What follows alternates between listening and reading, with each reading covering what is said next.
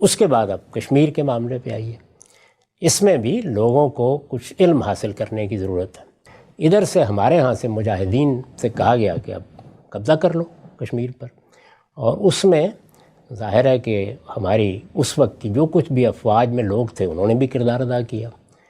اس کے نتیجے میں 1/3 کشمیر پر پاکستان کا قبضہ ہو گیا، اسی کو آپ آزاد کشمیر گلگت اور بلتستان کہتے ہیں، کم و بیش جنگ کے نتیجے میں، یعنی اس کو کیا کہیں گے آپ؟ یعنی اس وقت تو ابھی ہندوستان کی فوج تو ہے ہی نہیں سامنے۔ کیا اس پوری تاریخ میں ہندوستان کی طرف سے کوئی باقاعدہ اعلامیہ جاری کیا گیا ہے کہ ہم پاکستان کے دشمن ہیں؟ یعنی کبھی آپ نے پڑھا ہو، کبھی کسی جگہ یہ بات کہی گئی ہو؟ کیا مہاتما گاندھی نے ایسا کہا تھا؟ کیا جواہر لال نے ایسا کہا تھا؟ کیا جب ہم بہادر لال شاستری سے بات کر رہے تھے تاشکند میں اس وقت کوئی اس طرح کا اعلان جاری ہوا تھا؟ کیا اب کوئی اس طرح کا بیان آپ نے سنا ہے جس میں یہ کہا گیا ہو کہ پاکستان کے ساتھ ہماری دشمنی ہے؟ یہ کہ پاکستان ہمارا دشمن ہے اس کی مثال نہ دیجیے گا، ہم پاکستان کے دشمن ہیں۔ مہاتما گاندھی ہماری جامع مسجد میں آئے ہیں، دلی کی جامع مسجد۔ سلامتی ہے ان آنکھوں پہ جو ہدایت پہ نظریں جمائے بیٹھی ہیں، ان کانوں پہ جو ذکر خیر کے منتظر رہتے ہیں، اور ان قدموں پہ جو ہدایت کی راہ پہ گامزن ہیں۔ جب سے پیدا ہوئے اس طرح ہمارے عقائد کے کچھ اجزاء ہیں، اسی طرح ہمارے پاکستانی ہونے کے بھی اجزاء میں یہ بات شامل ہے۔ ہم بچپن سے کتابوں میں پڑھتے چلے آئے ہیں کہ ہمارے ملک کا ایک ازلی ابدی دشمن ہے، اور وہ دشمن ہے کہ جس کے ساتھ کبھی بھی ہماری وفاداری اور دوستی کے تعلقات قائم نہیں ہو سکتے۔ دوسرا نقطہ کیا تھا پڑھ دیتا ہوں، تقسیم کے وقت سے اب تک پاکستان کا ایک حصہ بھارت کے قبضے، تسلط اور ظلم میں ہے، جہاں مظلوم کشمیریوں کو بھارت کے مظالم سے بچانا ہماری ذمہ داری ہے۔ بھارت اس لحاظ سے براہ راست ہمارا دشمن ہے۔ یہ دشمنی 2 جنگوں اور پھر پراکسی وار کے اس طریقے پر ہر سطح پر واضح ہو چکی ہے، لہٰذا اس سے دوستانہ تعلقات قائم نہیں کی جا سکتے، اور جو کوئی ایسے کرتا ہے وہ دراصل ملک سے وفادار نہیں ہے۔ ایک ایک نقطے کو الگ الگ چاہتا ہوں ہم سب تحلیل کریں۔ کہا جاتا ہے کہ 2 قومی نظریہ تھا، ملک الگ ہوا، ہم نے اسلام کے نام پہ ملک بنایا، وہ لوگ چاہتے تھے وہاں پر کہ ہمیں نہ رہنے دیں، ہمارے دین پر ہم عمل نہ کر سکیں، ملک بنایا، ملک کو انہوں نے تسلیم نہیں کیا، جنگیں چھیڑیں، اب وہ ہمارا دشمن ہے، وہ خود کہہ رہا ہے دشمن ہے، عمل سے واضح ہو گیا دشمن ہے۔ تو اب دشمنی کے اس تعلق کو قائم رکھ کے آگے بڑھا جا سکتا ہے نا، اس سے دوستی کیسے کی جا سکتی؟ میں اس پر تو ذرا آگے جا کے گفتگو کروں گا جب یہ باقاعدہ ایک نقطے کے طور پر زیر بحث آئے گا کہ ملک کیوں بنایا گیا، اور اس کے پس منظر میں کیا ضرورتیں کار فرما تھیں، ایسا کیا ہوا کہ ہندوستان متحدہ نہیں رہ سکا۔ یہاں دشمن کے بیانیے پر گفتگو کر لیتے ہیں تاکہ توجہ کا پوری طرح ارتکاز رہے۔ ہم جب یہ کہتے ہیں کہ فلاں شخص یا فلاں قوم میری دشمن ہے، تو اس کی 3 ہی صورتیں ہو سکتی ہیں۔ فرد کے بارے میں یہ کہیں، یا قوم کے بارے میں کہیں، یا کسی جماعت کے بارے میں کہیں۔ ایک صورت یہ ہو سکتی ہے کہ آسمان سے وحی آ رہی ہے، اللہ تعالیٰ نے بتا دیا کہ فلاں قوم یا فلاں شخص کے ساتھ تمہاری دشمنی ہو گئی۔ یہ آپ کے علم میں ہے کہ اللہ تعالیٰ نے سیدنا ابراہیم کو جب وہ اپنے باپ کے لیے استغفار کر رہے تھے تو یہ بتایا کہ وہ تو میرا اور تمہارا دشمن ہو چکا ہے۔ اسی طرح کا معاملہ مشرکین عرب کے بارے میں زیر بحث ہے، وہاں بھی جو الفاظ استعمال کیے ہیں وہ ہے کہ عدوی و عدوکم، میرے اور تمہارے دشمن ہو گئے ہیں یہ لوگ۔ یہ تو اللہ تعالیٰ کا معاملہ ہوا۔ ایک صورت یہ ہو سکتی ہے، یہ آپ جانتے ہیں کہ اس کا دروازہ بند ہو گیا۔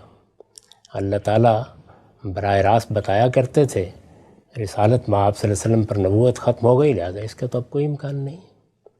دوسری صورت یہ ہے کہ آپ کا مخاطب خود کہے کہ میں تمہارا دشمن ہوں، میرے اور آپ کے درمیان اگر فرض کیجئے کہ دشمنی کا تعلق ہے، اور میں نے آپ کے بارے میں یہ کہہ دیا ہے کہ آج سے ہم ایک دوسرے کے دشمن ہوں گے، تو یہ علانیہ دشمنی ہے، یعنی ایک بیان ہے جو سامنے آ گیا ہے۔ یہ ایسے ہی ہے کہ جیسے کوئی آدمی کسی جرم کا اعتراف کر لے تو اس کے بعد تو شہادتوں کی ضرورت نہیں رہتی، باقی عدالت میں گیا اور میں نے جا کے اعتراف کر لیا کہ میں چور ہوں، تو اب تو عدالت سزا دے گی، ظاہر ہے زیادہ سے زیادہ میرے اس بیان کی تحلیل کر لے گی۔ تیسری صورت یہ ہے کہ کسی معاملے میں فرد ہو یا جماعت یا قوم ایسے واضح شواہد سامنے آ جائیں کہ جن کی بنیاد پر آپ یہ کہیں کہ ان شواہد کے ہوتے ہوئے تو کوئی شبہ ہی نہیں ہے کہ فلاں شخص یا فلاں قوم یا فلاں گروہ میرا دشمن ہے. 3 ہی صورتیں ہوں گی نا. تو یہ آپ جانتے ہیں کہ پہلی صورت تو میں نے عرض کر دیا کہ پیغمبروں کے ساتھ ختم ہو گئی، نبوت ختم ہو گئی. کیا اس پوری تاریخ میں ہندوستان کی طرف سے کوئی باقاعدہ اعلامیہ جاری کیا گیا ہے کہ ہم پاکستان کے دشمن ہیں؟ یعنی کبھی آپ نے پڑھا ہو، کبھی کسی جگہ یہ بات کہی گئی ہو؟ کیا مہاتما گاندھی نے ایسا کہا تھا؟ کیا جواہر لال نے ایسا کہا تھا؟ کیا جب ہم بہادر لال شاستری سے بات کر رہے تھے تاشکند میں، اس وقت کوئی اس طرح کا اعلان جاری ہوا تھا؟ کیا اب کوئی اس طرح کا بیان آپ نے سنا ہے جس میں یہ کہا گیا ہو کہ پاکستان کے ساتھ ہماری دشمنی ہے؟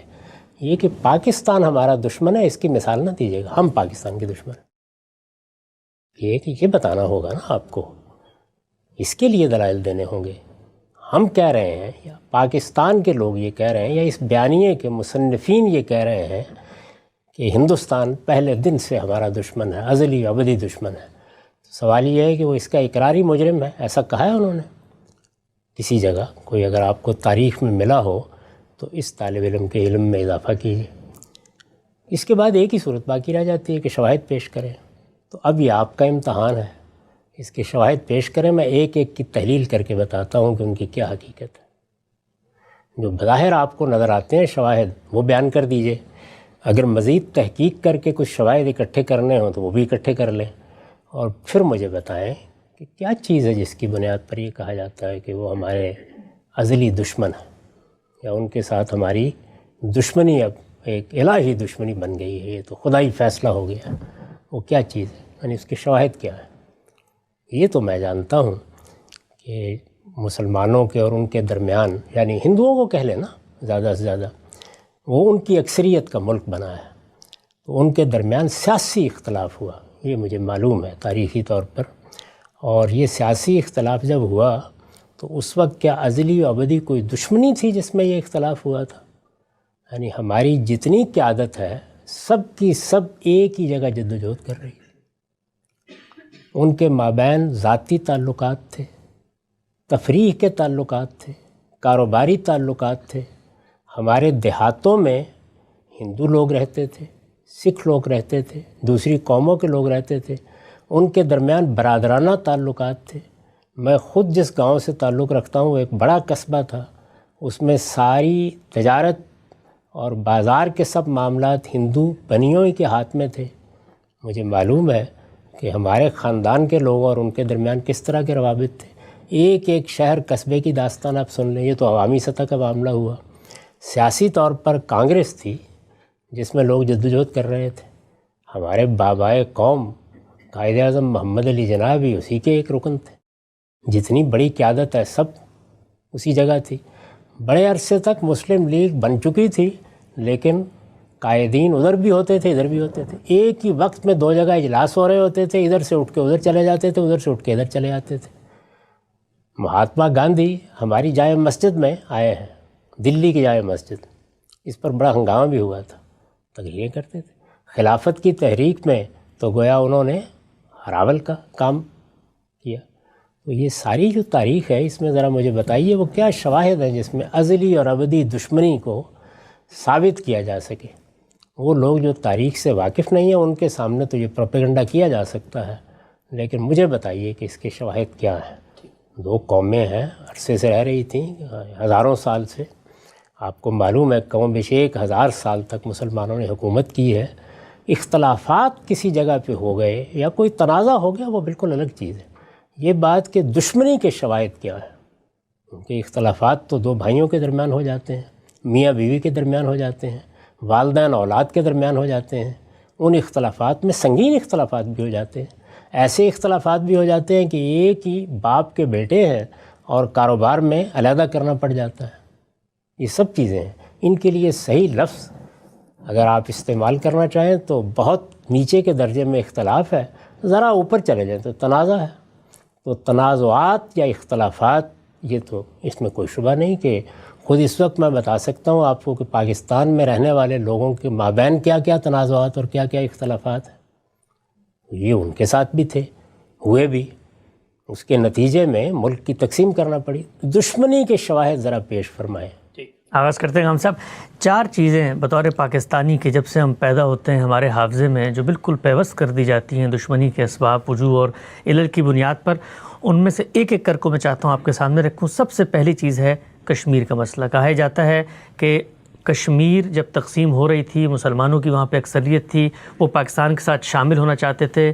ہندوستان نے پاکستان دشمنی کا مظاہرہ کرتے ہوئے وہاں پر فوجیں بھیجیں، اور آج بھی ہم دیکھتے ہیں لاکھوں فوجیں وہاں پر موجود ہیں ان کے قبضے میں. ہمارے یہاں تو روزانہ پی ٹی وی پہ رات کے 9 بجے کے خبر نامے میں کشمیر کی یہی ظلم اور جبر کی داستان دکھائی جاتی ہے کہ جیسے دشمن قومیں سلوک کرتی ہیں ویسے ہی اس قوم کے ساتھ جو پاکستان کے ساتھ ملنا چاہ رہی تھی ان کے ساتھ سلوک کیا گیا. پہلا نقطہ کشمیر.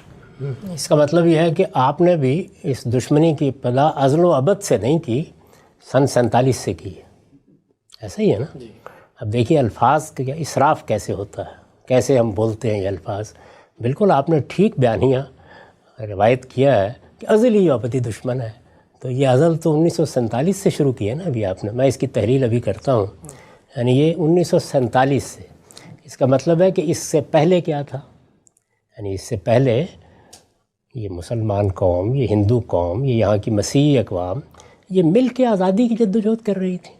اس میں یہ اختلاف ضرور ہوا کہ کیا ہندوستان کو متحدہ ہندوستان کی حیثیت سے ایک ایسی مملکت بننا ہے جیسے کہ موجودہ زمانے میں اب قومی ریاستیں بن رہی ہیں. یعنی قومی ریاستیں کسی ایک رنگ یا نسل یا مذہب کے لوگوں کی نہیں ہوتی، بلکہ وطن کی بنیاد پر جو لوگ بھی وہاں رہ رہے ہوتے ہیں ان سب کا ملک ہوتا ہے، اور وہاں وہ جمہوری طریقے کے اوپر انتخابات کے ذریعے سے اپنے فیصلے کرتے ہیں. یہی اصول تھا، اسی پر ساری بات ہو رہی تھی. اس میں یہ مسئلہ پیدا ہو گیا کہ چونکہ ہندوؤں کی بہت بڑی اکثریت ہے، یعنی مسلمان 1/3 بھی نہیں ہیں، اس میں اس کا اندیشہ ہے، اور اس کے بعد قرائن اور شواہد بھی سامنے آ گئے. اس کا اندیشہ ہے کہ ان دونوں قوموں کے مابین غلبے کی ایک نفسیات پیدا ہوگی، اور چونکہ اس سے پیچھے تاریخ بھی رہی ہے، اس کا شدید اندیشہ ہے کہ مسلمانوں کے حقوق ان کو نہیں ملیں گے. وہ حقوق کیا ہوتے ہیں قومی لحاظ سے؟ یعنی ہر قوم ایک تہذیب رکھتی ہے، اس کی کوئی زبان ہو سکتی ہے، اس کی کوئی روایات ہو سکتی ہیں، اس کی کوئی ثقافتی اقدار ہو سکتی ہیں، یہ متاثر ہوں گی. یہ بات ہوئی. اب اس میں 2 نقطۂ نظر پیدا ہو گئے. ایک نقطہ نظر یہ تھا کہ نہیں ایسا کچھ نہیں ہوگا، بہت بڑی تعداد میں مسلمان ہیں، کوئی 10-20 تو ہے نہیں، کروڑوں کی تعداد میں ہے، تو یہ اپنے آپ کو منوائیں گے. بلکہ بہت سے علاقے ہیں ایسے ہندوستان کے، متحدہ ہندوستان کی بات میں کر رہا ہوں، کہ جس میں ان کی اپنی صوبائی حکومتیں بن جائیں گی. تو اس لیے ایک توازن پیدا ہو جائے. ایک نقطہ نظر یہ تھا. میں اس کی کوئی تفصیل نہیں اس وقت کرنا چاہتا. دوسرا نقطہ نظر یہ تھا کہ یہ ممکن نہیں ہوگا، اس وقت تک ممکن نہیں ہوگا جب تک کہ خصوصی حقوق، ایک تو جمہوری حقوق ہے نا، وہ ظاہر ہے ہندوستان میں رہنے والے ہر شخص کے لیے مانے جا رہے تھے. سب کے سب برابر کے شہری ہوں گے، برابر کے شہریوں کی حیثیت سے معاملات میں شامل ہوں گے، برابر کے شہریوں کی حیثیت سے ان میں سے جس کا لوگ چاہیں گے انتخاب کر لیں گے. یہ اصول تو طے شدہ تھا، اس میں کوئی اختلاف نہیں تھا. لیکن مسلمانوں کی قیادت کا احساس یہ تھا کہ نہیں، برابری کا اصول ٹھیک نہیں ہے. مسلمانوں کو اپنے حقوق کے معاملے میں، وہی حقوق جو میں نے گنوا دیے ہیں، کچھ تحفظات کی ضرورت ہے. ان تحفظات کے لیے مختلف گفتگویں ہوئیں، باتیں ہوئیں. اس میں خاص طور پر محمد علی جناح کے 14 نکات سے آپ واقف ہیں. وہ 14 نکات کیا تھے؟ آپ کے ویسے بیانیے کے بھی 14 ہی نکات ہیں. تو ان 14 نکات میں مسلمانوں نے ان حقوق کا ایک جامع خلاصہ پیش کر دیا کہ یہ ہمیں ملنے چاہیے. اس پر اتفاق بھی ہو سکتا تھا، نہیں ہوا. اور اتفاق کیوں نہیں ہوا؟ اس کی وجہ یہ ہے کہ دوسرا فریق یہ سمجھتا تھا کہ اس طرح سے ہم ایک بری روایت ڈال رہے ہیں. آج ایک قوم کے ساتھ یہ معاملہ کریں گے، کل دوسری قوم کے ساتھ کریں گے. اب مثال کے طور پر دیکھیں نا کہ یہ امریکہ ہے، اس میں ہم بیٹھے ہوئے ہیں، اس میں بہت سی اقوام ہیں، اس میں زبانوں میں بھی اختلاف ہے. یہاں بہت لوگ ہیں جو اسپینش زبان بولتے ہیں، بہت سے جو انگریزی زبان بولتے ہیں، رنگوں کا بھی اختلاف ہے. تو اس میں اگر ایک ایک قومیت کو آپ الگ الگ حقوق کے لحاظ سے دیکھیں تو کوئی نظم نہیں وجود میں آتا. دوسروں کا نقطہ نظر یہ تھا. مسلمان یا مسلمانوں کی قیادت بتدریج پہلے مرحلے میں ایسا نہیں تھا، اس نتیجے تک پہنچی کہ نہیں یہ ہماری ضرورت ہے. اس پر اتفاق نہیں ہو سکا. یہ 2 نقطہ ہے نظر کا اختلاف تھا. جب اس پہ اتفاق نہیں ہو سکا تو تقسیم پر راضی ہو گئے آپ. تو ازلی ابدی دشمنی کا تو کوئی سوال نہیں تھا. ایک نزاع واقع ہوئی، اس میں یہ نقطہ نظر تھے. اس پر اب ہم اس پہ گفتگو نہیں کرتے کہ کس کا موقف درست تھا کس کا غلط تھا. اس نزاع کے نتیجے میں فیصلہ یہ ہوا، جیسے کہ عام طور پہ ہوتا ہے کہ بھئی ہیں تو ہم ایک ہی باپ کے بیٹے، لیکن اب یہ کاروبار اکٹھا نہیں ہو سکتا، اب بہتر ہے الگ الگ ہی کر لیں.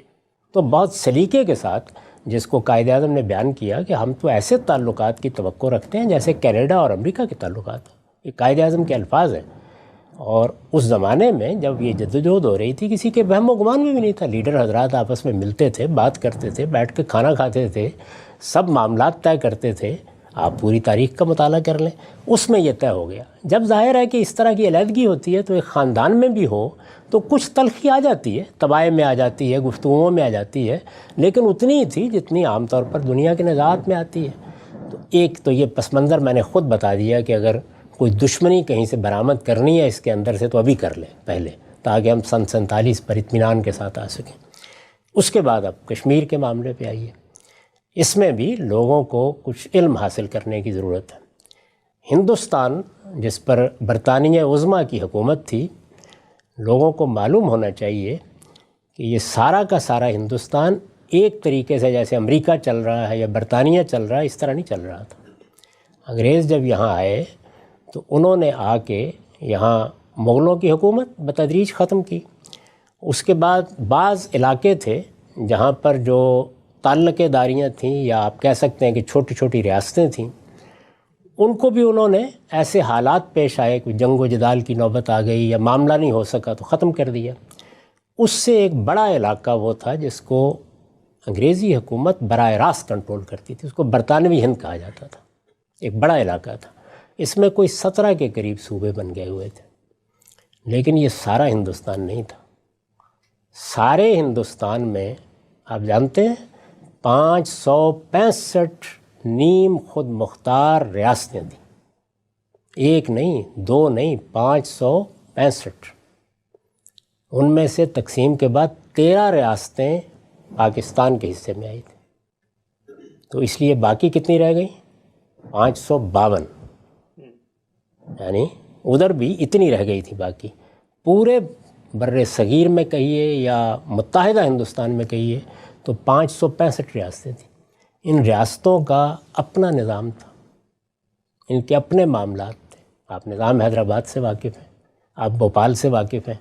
ان میں ریاستی نظم وہاں کے موروثی حکمران چلا رہے تھے، ہندو بھی تھے، مسلمان بھی تھے. انگریزوں نے ان کو اسی طرح باقی رکھا ہوا تھا. یعنی وہ بحیثیت مجموعی پورے ہندوستان پر حکومت کرتے تھے. ان ریاستوں کے بھی مثلاً بہت سے معاملات جیسے بین الاقوامی تعلقات ہیں، خارجہ پالیسی ہے، افواج ہیں، وہ دیکھتے تھے. لیکن یہ ریاستیں اپنے سکے جاری کرتی تھیں، یہ ریاستیں اپنی چھوٹی چھوٹی فوجیں رکھتی تھیں، یہ ریاستیں اپنے تمام معاملات انجام دیتی تھیں. یہ کتنی تھیں؟ 565. معمولی تعداد نہیں ہے. تو اب یہ سوال پیدا ہوا کہ یہ 565 ریاستوں کا کیا مستقبل ہے. یعنی انگریزوں نے تو یہ طریقہ اختیار کیا. آپ جانتے ہیں کہ ہم لوگوں نے 10 سال ملیشیا میں گزارے ہیں، وہاں پر بھی یہی صورتحال تھی. یعنی اب بھی وہاں 9 ریاستیں اپنے موروثی حکمرانوں ہی کے تحت ہیں. تو آپ اگر وہاں کے میوزیم میں جائیں تو وہاں وہ دستاویز ہے جس میں انہوں نے ملیشیا کی آزادی کا فیصلہ کیا ہے. اس میں انہوں نے یہ طے کرایا کہ آپ ان ریاستوں کی موروثی حکمرانی ختم نہیں کریں گے. یعنی ملیشیا میں یہاں بھی سوال تھا کہ اب کیا ہوگا. یعنی باقی تو چلیے برطانوی ہند تو براہ راست ان کے قابو میں ہے، لیکن یہاں تو حکمران ہے نا، کہیں نظام ہے اور کہیں راجہ ہے اور کہیں مہاراجہ ہے. یہاں کیا ہوگا، کیا کیا جائے گا. اس میں 2 نقطہ ہے نظر تھے، ایک کانگریس کا اور ایک مسلم لیگ کا. دل تھام کے سنیے گا. کانگریس کا نقطہ نظر یہ تھا کہ جب آپ تقسیم اس اصول پر کر رہے ہیں کہ جہاں جس کی زیادہ آبادی ہے وہ اس کے ساتھ ہوگا، یہی اصول تھا نا. یعنی آپ نے جمہوری اصول پر یہ ملک بنایا تھا. جن جگہوں پر برطانوی ہند کے جن صوبوں میں مثلا پنجاب میں، مثلا سندھ میں اگر مسلمانوں کی اکثریت ہے تو یہ پاکستان کا حصہ ہوں گے، اور اگر کسی جگہ مسلمانوں کی اکثریت نہیں ہے، جیسے یو پی میں مسلمانوں کے بہت سے ادارے تھے، بڑی شخصیات تھیں لیکن اکثریت نہیں تھی، تو وہاں پر ہندوستان کی عملداری ہوگی. یہی اصول تھا. یہ کانگریس کا کہنا یہ تھا کہ جب ہم ایک نئے دور میں داخل ہو گئے ہیں، یہ راجے مہاراجے اب ماضی کا قصہ ہیں، تو اس وجہ سے وہاں کے لوگوں کو موقع دیجیے. جہاں جس کی اکثریت ہے اس میں ذرا مزید سن لیجئے کہ حیدرآباد میں حکومت تو مسلمانوں کے پاس تھی. نظام حیدرآباد یہ آپ جانتے ہیں نا، یہ ایک بڑی حکومت تھی، بلکہ ہندوستان کی ریاستوں میں غالباً سب سے بڑی ریاست تھی. مسلمانوں کی حکومت تھی لیکن اکثریت ہندوؤں کی. آبادی کے لحاظ سے مسلمان اقلیت میں تھے، بڑی تھوڑی تعداد تھی ان کی، حکمران وہ تھے. اچھا، ادھر کشمیر میں دیکھیے کہ مسلمان آبادی کے لحاظ سے اکثریت میں تھے، لیکن اس پر قبضہ کس کا تھا؟ یا جو مہاراجہ تھے سکھ تھے، چلا آ رہا تھا ان کے پاس ہی. آپ نے دلیپ سنگھ کا نام بھی سنا ہوگا، اور بھی لوگوں کے نام سنے ہوں گے. تو یہ صورتحال تھی. یعنی بعض ریاستیں ایسی تھیں جس میں حکمران مسلمان تھا، ان 565 ریاستوں میں سے حکمران مسلمان تھا لیکن رعایا زیادہ ہندو تھے، یا راجہ مہاراجہ حکومت کر رہا تھا اور اکثریت مسلمانوں کی تھی. تو جب یہ تقسیم ہوئی تو اب مسلم لیگ کا نقطہ نظر کیا تھا؟ میں بتایا کانگریس کا نقطہ نظر کیا تھا کہ جمہوری اصول کے اوپر لوگوں کو حق دینا چاہیے، لوگ فیصلہ کریں گے. تو لوگوں کی اکثریت نظر آ رہی ہے، کہیں اگر تھوڑا بہت اختلاف ہے تو ظاہر ریفرنڈم ہو جائے گا، استصواب ہو جائے گا. مسلم لیگ کا نقطہ نظر نہیں تھا، نہیں، یہ راجے مہاراجے فیصلہ کریں گے، یعنی ان کو حق دیا جائے. آگے ان ریاستوں کی تقدیر کا، 565 ریاستوں کی تقدیر کا فیصلہ ان کے حکمران کریں گے. اب میں اس وقت اس کے تحلیل نہیں کرتا کہ یہ کیوں رائے قائم کی گئی، لیکن بہرحال جمہوری اصول کے خلاف تھی یہ رائے. بالکل. یعنی ابھی آپ نے فرمایا نا کہ مسلمانوں کی فلاں جگہ بہت اکثریت ہے، تو پھر مان لینا چاہیے تھا نا اس اصول کو. نہیں مانا گیا. یہ مسلم لیگ نے نہیں مانا، یہ ایک بالکل طے شدہ تاریخی حقیقت ہے. جب نہیں مانا اور دوسرے اصول پر اصرار کیا تو بالآخر وہی مانا گیا.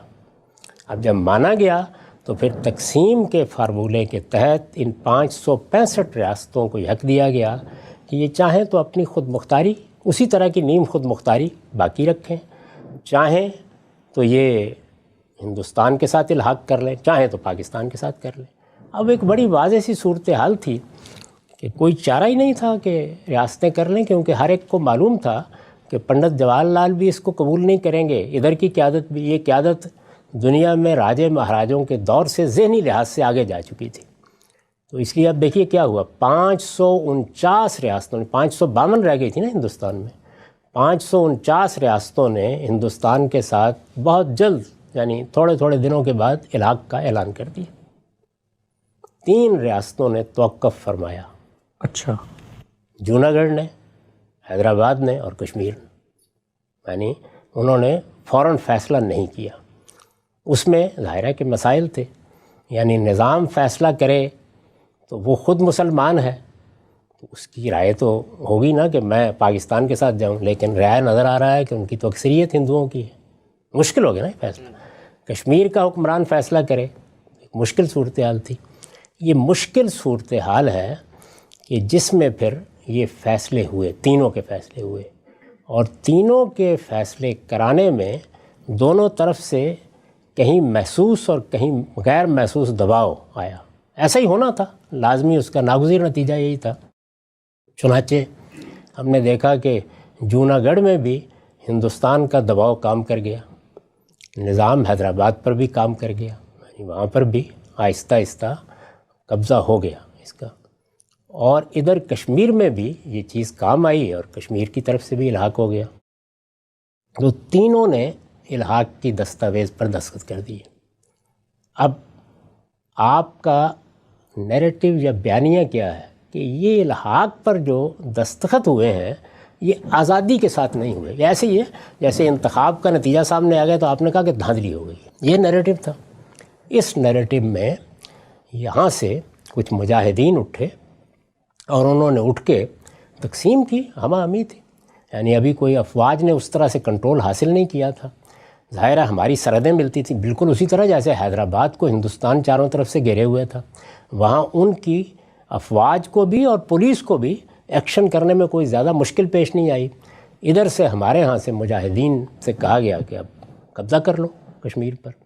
اور اس میں ظاہر ہے کہ ہماری اس وقت کی جو کچھ بھی افواج میں لوگ تھے انہوں نے بھی کردار ادا کیا. اس کے نتیجے میں 1/3 کشمیر پر پاکستان کا قبضہ ہو گیا. اسی کو آپ آزاد کشمیر، گلگت اور بلتستان کہتے ہیں. کم جنگ کے نتیجے میں یعنی اس کو کیا کہیں گے آپ؟ یعنی اس وقت تو ابھی ہندوستان کی فوج تو ہے ہی نہیں سامنے. جو تھوڑی بہت اس طرح کی قوتیں ہوتی ہیں جو کنٹرول کر رہی ہوتی ہیں، تو آپ داخل ہوئے تو آپ نے قبضہ کر لیا. جب ہندوستان کی فوج وہاں اتری اس الحاق کی دستاویزات کے پس منظر میں، تو پھر اس کے بعد انہوں نے آگے نہیں بڑھنے دیا. یہ ہو گیا. اب یہ اس وقت کی صورتحال میں ہو گیا. یعنی چونکہ 47 کی صورتحال ہے، تقسیم کا موقع ہے، ایک طرح کا معاملہ ہوا، تو یہ اب ایک تنازع بن گیا. یعنی اس تنازع کو اب حل ہونا چاہیے. اس میں اقوام متحدہ میں آپ نہیں گئے تھے، ہندوستان گیا تھا، اور یہ کہہ کے گیا تھا کہ ہمارے علاقے پر انہوں نے معاہدات کی خلاف ورزی کر کے قبضہ کیا ہے. آپ کو یاد ہے کہ یہ تاریخی واقعہ کہ مولانا سید ابو اللہ صاحب مودودی نے اس وقت یہ کہا تھا کہ یہ جو کچھ بھی حملہ کیا گیا ہے یہ شرعی لحاظ سے ناجائز حملہ ہے. اس پر بہت بڑے پیمانے پر پروپیگنڈے کا ایک طوفان اٹھا تھا. ظاہر میں تو آپ معاہدات کے پابند ہیں نا، جب تک آپ اعلانیہ ان کو نہیں توڑ دیں گے اس وقت تک یہ کیسے ہو سکتا ہے. یہ ان کا نقطہ نظر تھا. تو بہرحال یہ ہوا. میں اس وقت کسی چیز کی تصویب یا تردید نہیں کر رہا. اس سے ایک تنازع پیدا ہوا. اس میں ازلی یا ابدی دشمنی کہاں سے آ گئی؟ یا مجھے بتائیے، دشمنی ہے کیسا؟ بھائی تنازع تو کسی جگہ بھی ہو سکتا ہے. دوسرا کہہ سکتا ہے کہ آپ نے زیادتی کی، آپ کہہ سکتے ہیں زیادتی کی. لیکن یہ اصول تو آپ ہی نے مانا تھا کہ راجہ مہاراجہ فیصلہ کریں گے. تو اس میں مسلمانوں کی اکثریت اور یہ معاملات کہاں سے آپ کے اس بیانیے کا حصہ بن گئے؟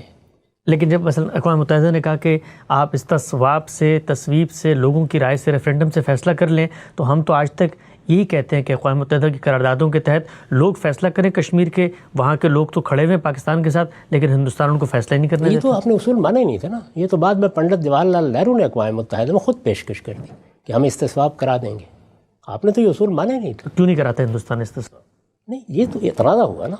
یعنی کیوں استصواب نہیں ہوا، کیا معاملہ ہوا، یہ جو آپ کے بیانیے میں تو اس وقت یعنی کشمیر کا مسئلہ حل کرنے کے لیے نہیں بیٹھا ہوں. میں یہ جاننا چاہتا ہوں کہ یہ یعنی دشمنی کا بیانیہ کہاں سے آیا ہے. بھئی تنازع ہو گیا. اس تنازع میں، تنازع کا مطلب کیا ہوتا ہے؟ تنازع کا مطلب ہے کہ ایک جائیداد ہے مثال کے طور پر، یا ایک معاملہ ہے، اس میں میرا بھی ایک موقف ہے، آپ کا بھی ایک موقف ہے. اس موقف کو ہم بیان کریں گے، اس پہ گفتگو کریں گے، بات کریں گے. اس میں لفظ دشمنی، یعنی اس وقت مجھے جس پہ گفتگو کرنی ہے وہ یہ نہیں کہ تنازع کیا ہے. تنازع اور اختلافات تو ہیں، اور ان تنازعات کے حل بھی تلاش کیے جا سکتے ہیں، لیکن تنازع اور چیز ہے، وہ میرے اور آپ کے درمیان ہو سکتا ہے، باپ اور بیٹے کے درمیان ہو سکتا ہے. دشمنی کیسے ہو گئی وہ مجھے بتائیے نا. دشمنی کی بنیاد ذرا واضح کریں. یہ پہلے آپ کے جو مثال آپ نے دی ہے اس پر میں نے اپنی معروضات پیش کر